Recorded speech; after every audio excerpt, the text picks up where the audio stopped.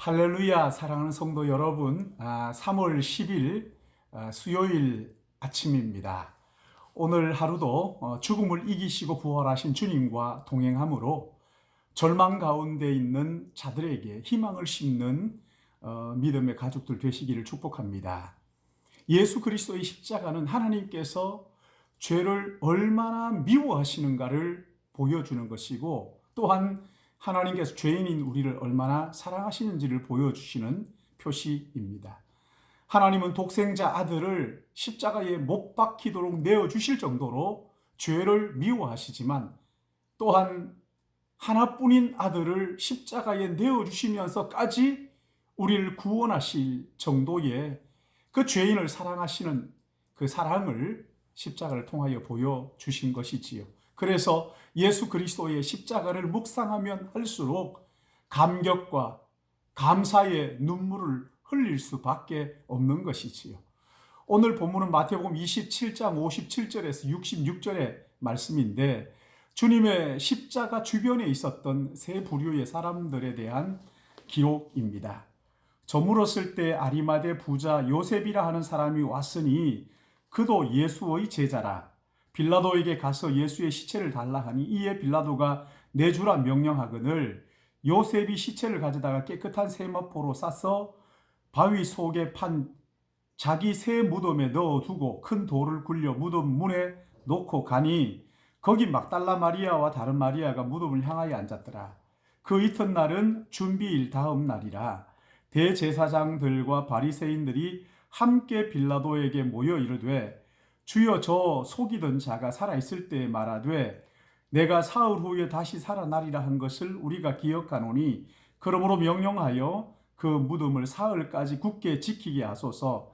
그의 제자들이 와서 시체를 도둑질하여 가고 백성에게 말하되 그가 죽은 자 가운데서 살아났다 하면 후에 속임이 전보다 더 클까 하나이다 하니 빌라도가 이르되 너희에게 경비병이 있으니 가서 힘대로 굳게 지키라 하거늘 그들이 경비병과 함께 가서 돌을 임봉하고 무덤을 굳게 지키니라. 아멘.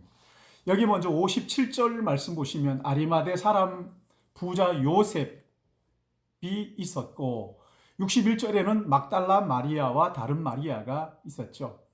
그리고 대제사장들과 바리새인들이 나옵니다. 하나하나 살펴보면서 은혜를 나누겠는데, 먼저 아리마대 사람 요셉, 이 사람은 그동안 나타나지 않다가 주님이 십자가에 돌아가신 후에 자신을 드러낸 제자입니다.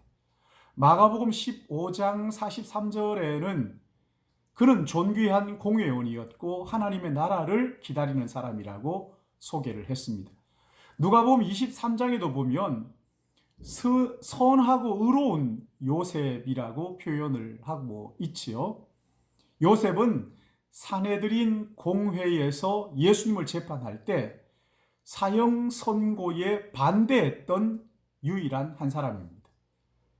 당시에는 타락한 종교 지도자들이 득실거리는 그런 때였는데 요셉은 경건하고 의로운 사람이었고 또 부자였으면서도 자기를 위해 준비해 두었던 새 무덤을 주님의 장례를 위해서 기꺼이 내어드린 사람이었지. 고위 공직에 있으면서 경건하게 신앙생활을 하는 분들을 만나기가 참 쉽지 않죠.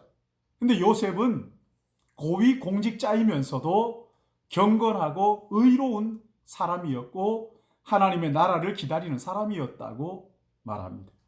우리 주님께서 마지막 십자가에서 돌아가시고 난 다음에 그 시체를 자기의 새 무덤을 내어놓을 정도로 그렇게 장사하는데 도움을 주는 사람이었죠.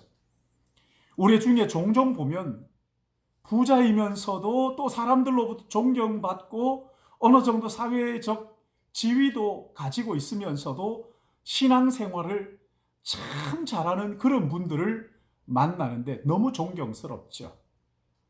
저는 우리 교회의 다음 세대 아이들이 이런 요셉과 같은 사람들이 쏟아져 나오기를 기도합니다.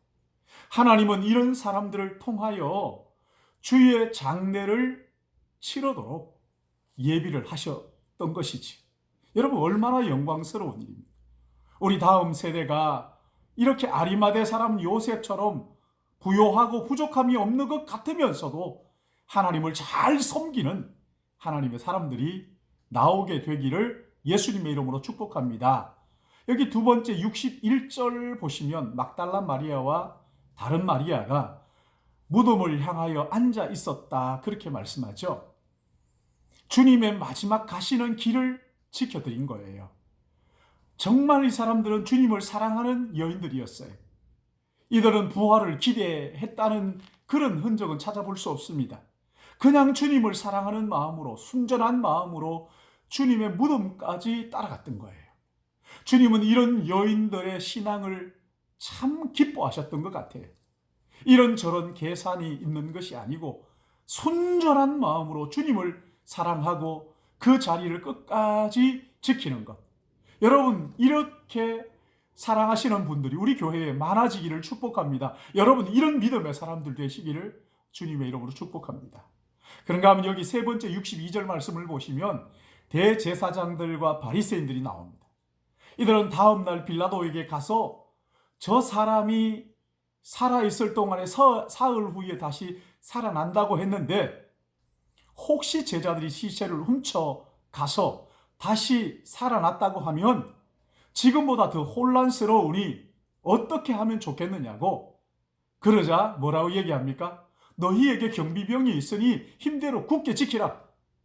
빌라도가 나는 모르겠다, 너희 마음대로 해라, 이렇게 말하는 거거든요. 참 재미있는 게, 여러분 보세요.